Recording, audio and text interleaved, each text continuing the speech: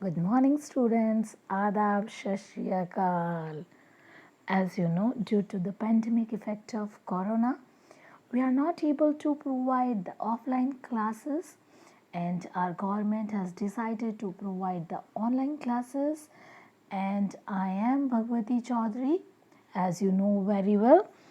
From today onwards, decided to take the online classes. It's my first class in class 12th biology, and today I am taking the first chapter, and the name of first chapter is reproduction in organism.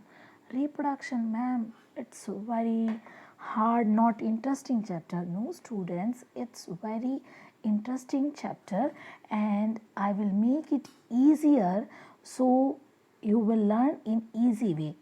So please go through my video. I will make it easier and simpler, and you all will enjoy that. Okay, are you ready for the topic? Ready? Yes. Reproduction. Reproduction means re plus production means production of new individual from the parent species is known as reproduction. अपने जैसा नया बना लेना reproduction कहलाता है. Reproduction. Every individual die after attaining a certain age. जिसने जन्म लिया है उसकी मृत्यु तो निश्चित ही है, आज नहीं तो कल होना ही है, ये निश्चित है. And the duration between birth and death is called life span. ये आ गई जी हमारी पहले डेफिनेशन. बर्थ से डेथ के बीच की ड्यूरेशन को क्या कहा जाता है? Life span. The life span of every species varies from other. हर एक जाति का लाइफ स्पेन दूसरी जाति से अलग होता है. For example, lifespan of wheat is 5 months, lifespan of dog is 20 to 30 years, lifespan of parrot is 140, and the lifespan of banyan tree is 200 and people is 2000 years. And the lifespan doesn't depend upon the shape of organism. किसी भी जीव का life span उसकी shape पर depend नहीं करता है. जैसे कि देखिए मैंने अभी आपको कहा था लाइफ स्पैन, पैरेट का लाइफ स्पैन 140 ईयर्स का है और डॉग का लाइफ स्पैन 20 टू 30 ईयर्स का है, जबकि पैरेट तो बहुत छोटा है. So we can see that life span doesn't depend upon shape of organism. Then we divide the lifespan into 4 parts, that is juvenility, maturity, aging and death, aging and senescence and death. Juvenility. From the time of birth up to the stage when the organism develop the capacity to reproduce. वे समय जब किसी जीव की उत्पत्ति होती है, जब उसका बर्थ होता है, वह समय और उसमें जब तक रिप्रोडक्शन की कैपेसिटी नहीं आ जाती उसे हम कहते हैं juvenility. The next is maturity. जब उसमें रिप्रोडक्शन की कैपेसिटी आ जाती है तो उसे हम कहते हैं मैच्योरिटी. देन अगली आती है एजिंग. रिप्रोडक्शन के बाद का जो स्टेज आता है जिस दौरान उसमें डिटेरियोरेशन आता है और ये आगे चल के सेनेसेंस के अंदर यानी हम कहते हैं बुजुर्गता की ओर बढ़ता जाता है, उसे हम कहते हैं एजिंग. और एजिंग एंड होती है डेथ के अंदर. तो ये तो थी हमारी लाइफ स्पेन के 4 part, juvenile, maturity, ageing and death. आगे चलते हैं हम अगले पॉइंट पे, रिप्रोडक्शन. रिप्रोडक्शन बहुत ज़रूरी है. अगर रिप्रोडक्शन नहीं होगा तो उस जीव का अस्तित्व ही खत्म हो जाएगा. सपोज करिए डॉग में रिप्रोडक्शन नहीं होगा तो डॉग की स्पीशीज़ खत्म, कैट में रिप्रोडक्शन नहीं होगा कैट की स्पीशीज़ खत्म. और अगर हमारे पूर्वजों के अंदर इफ़ आर एंसेस्टर्स होमोसेपियंस के अंदर रिप्रोडक्शन नहीं हुआ होता तो क्या आज हम यहाँ होते? नहीं होते. तो यानी कह सकते हैं उस जीव का अस्तित्व बनाए रखने के लिए, उस स्पीशीज़ को बनाए रखने के लिए, उसके जनरेशन को बनाए रखने के लिए रिप्रोडक्शन बहुत ज़रूरी है. रिप्रोडक्शन मीन्स अगेन देखिए और production of new from parental species. All living organisms have a property to produce more of its own kind by the process of reproduction. हर एक जीव में ये कैपेसिटी होती है कि वो अपने ही जैसी नई को बनाए, उसे हम कहते हैं रिप्रोडक्शन। आगे चलते हैं, हम रिप्रोडक्शन को दो टाइप में डिफ्रेंशिएट करते हैं, एसेक्सुअल एंड सेक्सुअल रिप्रोडक्शन।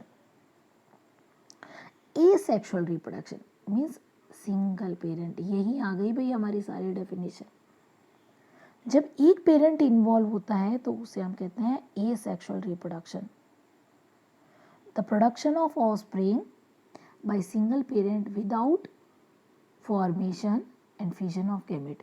एक ही पेरेंट इन्वॉल्व हो और उसमें गैमेट का फ्यूजन ही ना हो तो वो कौन सा है, एसेक्सुअल रिप्रोडक्शन। और क्या होगा इसमें, asexual reproduction produce identical offspring, अपने ही जैसा बनाएगा क्योंकि उसके अंदर फ्यूजन तो हो ही नहीं रहा है, कोई नया कैरेक्टर तो आ ही नहीं रहा है, तो कैसा बनेगा, आइडेंटिकल ऑफस्प्रिंग बनेगा। आगे इस एसेक्सुअल रिप्रोडक्शन के अंदर ना तो फर्टिलाइजेशन होता है, ना गैमेट का प्रोडक्शन होता है, ना मियोसिस होता है, ना ही पार्थिनोजेनेसिस होता है।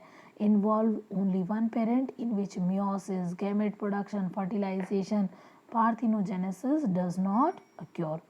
और ये एसेक्सुअल रिप्रोडक्शन किस में पाया जाता है, सभी पूरे के पूरे मोनेरा किंगडम में, प्रोटिस्टा किंगडम में, याद आया होगा आपको 5 किंगडम क्लासिफिकेशन, पूरे के पूरे मोनेरा में पाया जाता है, पूरे के पूरे प्रोटिस्टा के अंदर जो है एसेक्सुअल रिप्रोडक्शन पाया जाता है। फिर भी एग्जांपल देख लीजिए, अमीबा, पैरामीशियम, इनके अंदर कौन सा रिप्रोडक्शन है, एसेक्सुअल रिप्रोडक्शन पाया जाता है। एसेक्सुअल रिप्रोडक्शन को हम आगे डिफाइन करते हैं fission.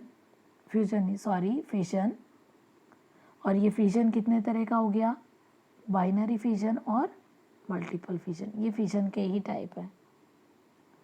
Budding, spore formation and vegetative propagation, हम एक ही करके इनको लेते हैं। फिशन, फिशन का मतलब क्या होता है, तोड़ना, ब्रेक डाउन, क्या हो गया, तोड़ना या ब्रेक डाउन, ब्रेक डाउन होता है फिशन में।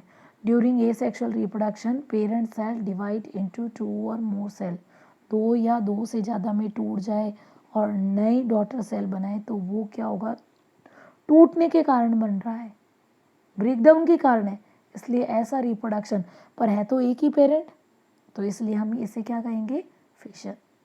ये दो तरह के हो गए, binary fission and multiple fission. Binary fission के अंदर बाई मीन्स क्या हो गया, 2, और मल्टीपल फिशन का मतलब क्या हो गया, मैनी, क्या हुआ, मैनी। जब किसी के टूटने से सिर्फ 2 डॉटर सेल ही बनती हो तो उसे हम कौन सा फिशन कहेंगे, बाइनरी फिशन। और जिसके टूटने से खूब सारी डॉटर सेल बने तो वो कौन सा फिशन होगा, मल्टीपल फिशन। तो हम पहले पे ही चलते हैं, बाइनरी फिशन में इसी के पार्ट है भाई, ये बाइनरी में सिर्फ 2 और ये भी अलग अलग टाइप के हैं। कौन कौन सा, हम पहले पे लेते हैं, ये इर्रेगुलर, ये कौन सा है, इर्रेगुलर।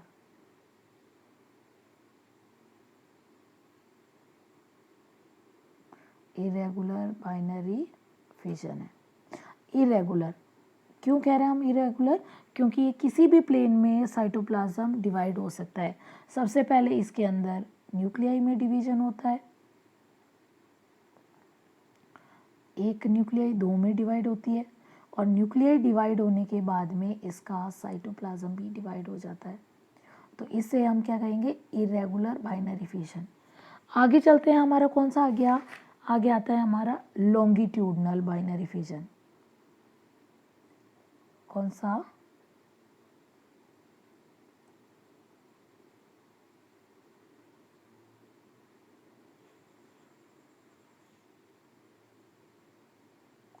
लॉन्गिट्यूडनल बाइनरी फिशन, जिसके अंदर हमारा जो डिवीज़न है वो लॉन्गिट्यूडनल वे में होता है, इसलिए इस फिजन को हम क्या कहते हैं, लॉन्गिट्यूडनल बाइनरी फिजन। आगे चलते हैं, हमारा ट्रांसवर्स, जिसके अंदर फिजन ट्रांसवर्स वे के अंदर होता है, तो उसे हम क्या कहते हैं, ट्रांसवर्स बाइनरी फिजन। पहला किस में था, इरेगुलर अमीबा में हो गया, लॉन्गिट्यूडनल हमारे यूग्लिना में हो गया, और ट्रांसवर्स जो है ये किस में हो गया, पैरामीशियम के अंदर हो गया। आगे आते हैं हम लोग मल्टीपल फिजन की। अभी तो था बाइनरी फिजन, अब कौन सा है, मल्टीपल फिजन। ये मल्टीपल फिजन के अंदर division of parent into many, जैसे हमारा प्लाज्मोडियम, एक सेल डिवाइड कर जाती है कई के अंदर। मलेरिया केस में साइजॉइड में डॉटर न्यूक्लियाई खूब सारे, एक पेरेंटल न्यूक्लियाई डिवाइड करके खूब सारे डॉटर न्यूक्लियाई में डिवाइड कर जाती है, और हर एक डॉटर न्यूक्लियाई के चारों ओर थोड़ा थोड़ा साइटोप्लाज्म इकट्ठा हो जाता है, और जब इसकी वॉल रैप्चर होती है तो खूब सारे नए प्लाज्मोडियम बाहर आते हैं और अगेन इन्फेक्शन करते हैं। तो इसमें दो नहीं बने, इसमें मल्टीपल फिशन हुआ, इसलिए इसे हम क्या कहते हैं, मल्टीपल फिशन कहलाता है। अगला हमारे आता है ए सेक्सुअल रिप्रोडक्शन में budding. Bud means outgrowth, formation of daughter individual from small projection, the bud arise on the parent. एक बर्ड अराइज कर जाती है पेरेंट के, उससे बनता है, तो उसे हम कहते हैं बर्डिंग। जैसे ये देखिए, ये क्या बन रही है, एक बर्ड बन रही है, और बर्ड में आउटग्रोथ ये हुआ, और नए नए जितने ये बर्ड बने, जब ये डिटैच होते हैं, नया ईस्ट, ये किस में है, ईस्ट के अंदर बताया गया। और बर्डिंग किस में होती है, हाइड्रा में। ये देखिए हाइड्रा में ये आउटग्रोथ, धीरे धीरे ये बर्ड जब ये डिटैच होती है तो नया हाइड्रा बन जाता है। ये हो गया ए सेक्सुअल बाय बर्डिंग। फिर आता है spore formation. Spores are propagules which germinate to produce new individual. Spores बनते हैं, और ये स्पोर्स जो जर्मिनेट करके न्यू इंडिविजुअल बनाते हैं। जैसे देखिए ये म्यूकर के अंदर, राइजोपस के अंदर, ये तो हो गया इसका, ये दिखाई दे रहा है ना, ये तो हो गया इस पे हाइफा। हाइफा से ये जो माइसीलियम टॉप साइड में जाता है, और इसमें स्पोरेंजियम बनते हैं, स्पोरेंजियम में स्पोर बनते हैं खूब सारे, और ये ब्रस्ट होता है, नए स्पोर्स निकलते हैं इस तरह से। ये हो गया हमारा स्पोरेंजियम, और ये स्पोर्स जब ब्रस्ट होते हैं एयर में आ जाते हैं, और जब ये एयर से वापस इसको जगह मिलती है, जर्मिनेट कर जाते हैं। तो इसमें स्पोर्स के द्वारा जर्मिनेशन हो रहा है, तो इसलिए हम क्या कहते हैं, इसे स्पोर फॉर्मेशन। अगला जो ए सेक्सुअल रिप्रोडक्शन के द्वारा होता है वो है vegetative reproduction. New plant produce from vegetative part of the vegetative part.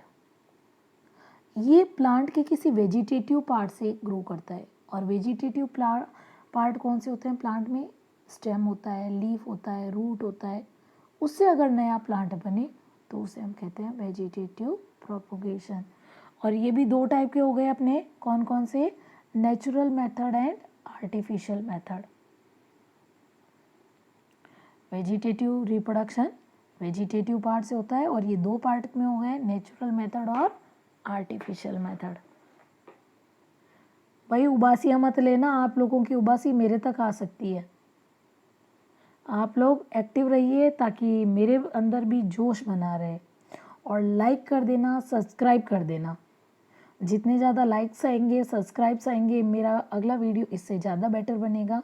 और जो कमियां हैं डेफिनेटली, क्योंकि पढ़ आप रहे हो और मेरा काम तो पढ़ाना है, जो आपको लगे कि भाई मैडम हमें ये चाहिए, वो आप कमेंट कर दीजिए ताकि मैं इसमें और इम्प्रूवमेंट कर सकूं।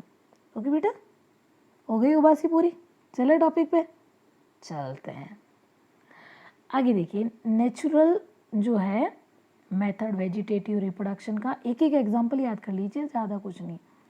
रूट्स के द्वारा स्वीट पोटैटो में होता है, स्टेम जो है के द्वारा जैसे सकर्स के द्वारा मिंट में होता है, क्रोम के द्वारा कोलोकेशिया, राइजोम के द्वारा जिंजर, बल्बिल्स के द्वारा अनियन और ट्यूबर के द्वारा पोटैटो। उसी तरह हमारा क्रोम के द्वारा कोलोकेशिया में रूट हो गई, स्टेम हो गई। आधे आधे नंबर के क्वेश्चन आ जाते हैं यहाँ से कि एक एग्जांपल राइजोम का दे दीजिए, एक ट्यूबर का दे दीजिए, है ना। रूट के द्वारा vegetative reproduction by root by natural method, तो एग्जांपल आने के चांसेस रहते हैं हाफ ऑफ मार्क्स के अंदर। चलिए आगे हम चलते हैं। क्रीपिंग स्टेम के द्वारा, रनर्स के द्वारा साइनोड्स, साइनोडोन, स्टोलन के द्वारा स्ट्रॉबेरी और ऑफसेट के द्वारा पिस्टिया के अंदर होता है। नेचुरल मेथड के बाद हमारा नेचुरल रूट हो गया, अंडरग्राउंड स्टेम हो गया। अब होती है एरियल स्टेम जो पाई जाती है ओपनशिया। ओपनशिया ये तो दिख ही गया होगा ऐसे ऐसे, हाँ मैडम जी देखा तो है। जब इस ओपनशिया से ये डिटैच होते हैं ना, तो ये डिटैच हुआ तो नया एरियल स्टेम अपेंशिया के अंदर। लीव्स के द्वारा ब्रायोफिलम के अंदर होता ही है कि लीफ होती है, लीफ के साइड में छोटी छोटी छोटी छोटी लीव्स होती हैं, जब ये डिटैच करती है नई बन जाती है, तो ये ब्रायोफिलम के अंदर हो गई। बल्बिल्स के द्वारा ऑक्सिलस के अंदर होता है या पाइनएप्पल में होता है। अगला चलते हैं हम artificial method. Man made method, artificial नाम आते ही man made method. Method development of plant grown by horticulturist and commercial production of crop.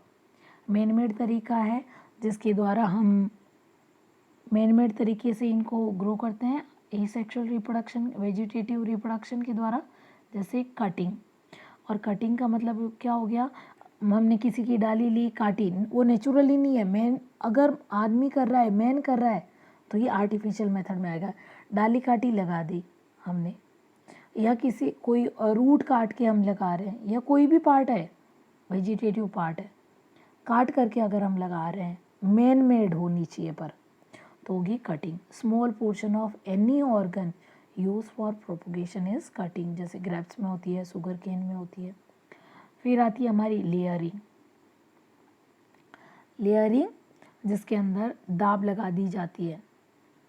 चलिए डायग्राम बता दी, ये होता है हमारी लेयरिंग। ये हमारी लेयरिंग, जैसे देखिए ये बड़ी सी स्टेम है, इसको हमने मिट्टी के अंदर दबा दिया, ये मैन मेड तरीका है। जब इससे रूट्स निकलने लग गई, हमने इसको यहाँ से डिटैच करवा दिया, तो ये क्या हो गई हमारी लेयरिंग।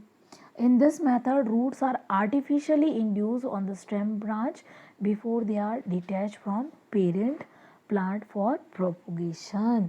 और ये लेयरिंग भी दो तरह की हो गई। मोल्ड लेयरिंग जो कि अभी मैंने बताई थी डायग्राम में, वो थी नीचे दाब लगा दी जाती है ज़मीन के अंदर ग्रेप्स और स्ट्रॉबेरी में। एयर लेयरिंग, हवा में भी लेयरिंग हो सकती है क्या? हाँ भाई हवा में हो सकती है। ये उसमें होती है जिसका तना बार्क मोटा होता है, उसमें होती है एयर लेयरिंग, जिसकी डाल को हम नीचे दबा नहीं सकते हैं। ये देखिए ये इसमें बार्क को छील लिया जाता है और बार्क को छील करके उसके ऊपर कॉटन का, जूट का और काउडंग का लेप कर दिया जाता है और उसके ऊपर पॉलीथीन लगा दी जाती है। वाटर की सप्लाई इनको दी जाती है और जब इनके द्वारा जब रूट्स निकलने लग जाती है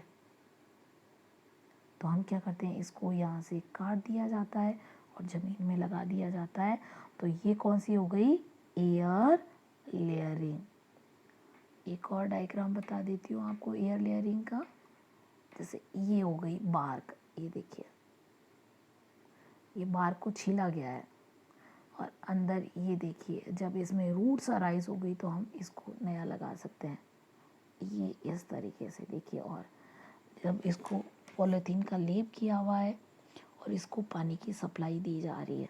जब रूट्स अराइज हो जाएंगे, और हाँ भाई, एयर लेयरिंग को गुट्टी मेथड भी कहते हैं। कई बार पूछा गया क्वेश्चन है, गुट्टी मेथड, एक्सप्लेन इट, गुट्टी मेथड और एयर लेयरिंग।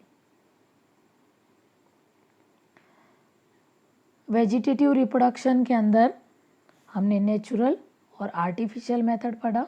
नेचुरल मेथड में रूट, स्टेम्स, लीव्स के द्वारा पढ़ा, और आर्टिफिशियल के अंदर हमने कटिंग, लेयरिंग। लेयरिंग दो तरह की, एक तो हमने पढ़ी मोल्ड लेयरिंग और एयर लेयरिंग या गुट्टी मेथड। अगला आता है हमारा ग्राफ्टिंग। ग्राफ्टिंग में हम दो प्लांट को जोड़ दिया जाता है। ये देखिए, ये एक तरह से ग्राफ्टिंग है, जिसके अंदर जिस पार्ट से रूट, जिसमें रूट्स होती है, ये वो तो हमारा स्टॉक कहलाता है।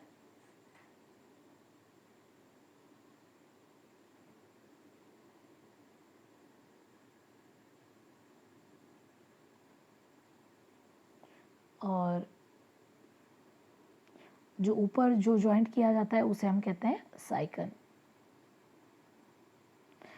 Grafting, in this method part of two plant are joined in such a way that they are grown as one plant. Cycon, the rooted supporting portion of one plant is called stalk. जिससे जड़ निकलती है वो तो हमारा stock रहता है, हमेशा ध्यान रखोगे। और जो स्टॉक के ऊपर लगाया जाता है उसे हम कहते हैं साइकन। और ये ग्राफ्टिंग भी चार तरह की हो गई, टंग ग्राफ्टिंग या wedge grafting, whip grafting, wedge grafting, crown grafting और साइड ग्राफ्टिंग। देखिए डायग्राम के अंदर पूरा ही समझ में आ जाने वाला है आपको। ये देखिए टंग ग्राफ्टिंग, इसमें टंग शेप में लिया जाता है। उसी तरह वैसा ही जैसा स्टॉक और साइकन दोनों एक तरह से फिट बने, उस तरह से इनमें कटिंग की जाती है। तो पहला तो हो गया आपकी टंग ग्राफ्टिंग। अगला है आपका क्रॉन ग्राफ्टिंग। ये क्रॉन क्या होता है? मुकुट, खूब सारे साइकन्स उसके अंदर लगा दिए जाते हैं, मुकुट की तरह दिखता है, इसलिए हम इसे कहते हैं क्रॉन ग्राफ्टिंग। फिर अगला होता है हमारा वेज। इसके अंदर वेज शेप बना दिया जाता है, वही उसी तरह से स्टॉक और साइकन को फिट कर पाए। और फिट करके हम क्या करेंगे, उसको टाइटली बाइंड कर लेंगे और थोड़े दिनों बाद में स्टॉक और साइकन एक ही हो जाने वाला है। अगला आता है साइड ग्राफ्टिंग। जब ग्राफ्टिंग एक साइड में की जाए तो उसे हम क्या कहते हैं? Side grafting. ये एक साइड लगा हुआ है। अप्रोच ग्राफ्टिंग, जब दो प्लांट को जोड़ा जाता है। इसके अलावा एक और ग्राफ्टिंग का पार्ट है जिसे हम कहते हैं बड ग्राफ्टिंग। जब साइकन के एक बड भी निकली हो, ये देखिए, ये तो हो गया रूटेड पोर्शन है, ये तो क्या हो गया आपके स्टॉक। साइकन है, इसमें एक बड भी है। तो जब इस तरह की ग्राफ्टिंग होगी तो उसे हम क्या कहेंगे? Bud grafting. In this method similar to grafting except that scion in this case consist है बड, इसमें बड होनी चाहिए, तो उसे हम कहते हैं बड ग्राफ्टिंग। वेजिटेटिव रिप्रोडक्शन के फायदे क्या हैं? It is the only method of reproduction in those plant which have loss their capacity to produce the seed. ये उन पौधों के लिए फ़ायदेमंद है जिनमें बीज नहीं बन रहे हैं या लेस वेएबिलिटी, जैसे बनाना है ग्रेप्स के अंदर। Plant which produce small quantities of the viable seed, जिसमें कम क्वांटिटी में बन रही है seeds. Plant biotype can be retain and multiply identity indefinitely. भाई वेजिटेटिव रिप्रोडक्शन कर रहे हैं, ए सेक्सुअल रिप्रोडक्शन से तो नया वेरिएशन आने के चांसेस ही नहीं है। तो यानी हम उस जो बायोटाइप को पूरी जनरेशन आफ्टर जनरेशन उसकी आइडेंटिटी बनाए रखा जा सकता है, क्योंकि कोई वेरिएशन नहीं आ सकते। अगला है production of unlimited number of plant within a relative short time. कम समय में ज़्यादा जल्दी से जल्दी उत्पादन हम वेजिटेटिव रिप्रोडक्शन के द्वारा किया जा सकता है। अगला हमारे जो है सेक्सुअल रिप्रोडक्शन है, जो मैं पार्ट 2 में आपकी कल की क्लास में लूँगी। आज हम लोगों ने बेसिक कंसेप्ट पढ़े हैं रिप्रोडक्शन के अंदर, जिसमें हमने रिप्रोडक्शन की डेफिनेशन और रिप्रोडक्शन के 2 टाइप, जिसमें ए सेक्सुअल और सेक्सुअल रिप्रोडक्शन पढ़ा। ए सेक्सुअल रिप्रोडक्शन के टाइप पढ़े और सेक्सुअल रिप्रोडक्शन हम कल की क्लास में पढ़ेंगे। उम्मीद करती हूँ आप लोग ज़्यादा से ज़्यादा आएंगे बेटा, और मैं पूरा कोर्स के अंदर से आपको पढ़ा रही हूँ, और जितना ज़्यादा टाइम को यूटिलाइज़ करोगे उतना आप लोगों के लिए फ़ायदा है। और आप स्टडी करते रहिए, क्योंकि अभी का ये जो टाइमिंग है आप लोगों के लिए कोई वेस्ट नहीं हो रहा है। आप ज़्यादा से ज़्यादा स्टडी कर सकते हो, कोर्स कंप्लीट कर सकते हो घर बैठे बैठे। आपको क्या परेशानी है बेटा, आप इसका सदुपयोग करें। परसेंटेज इंक्रीज़ करने, ऐसा नहीं है बेटा बहुत जने पढ़ रहे हैं, आपकी रैंक परसेंटेज इम्प्रूव होनी चाहिए। अगर आपको बायोलॉजी सब्जेक्ट से रिलेटेड, चाहे बोर्ड क्लास है आपकी कोई भी, 8th है, 10th है, 12th है, 11th है, 11th तो चलो बोर्ड नहीं है, पर 8th है, 10th है, 12th है, अगर बायोलॉजी से रिलेटेड आपको कोई भी प्रॉब्लम है मेरे को कमेंट कर दीजिए। किसी भी टॉपिक से रिलेटेड आपको वीडियो चाहिए तो बता दीजिए, या इस वीडियो में कुछ समझ नहीं आ रहा है आप पोज कर करके, ये मेरे खुद के बनाए हुए नोट्स हैं, आप लोग इनको राइट डाउन कर लीजिए और एक बार इस वीडियो को वापस कोशिश करें, सुन लीजिएगा। ओके बेटा, जाओ। Okay, bye bye. लाइक कर देना, सब्सक्राइब कर देना। ओके, कल वापस मिलते हैं। ओके।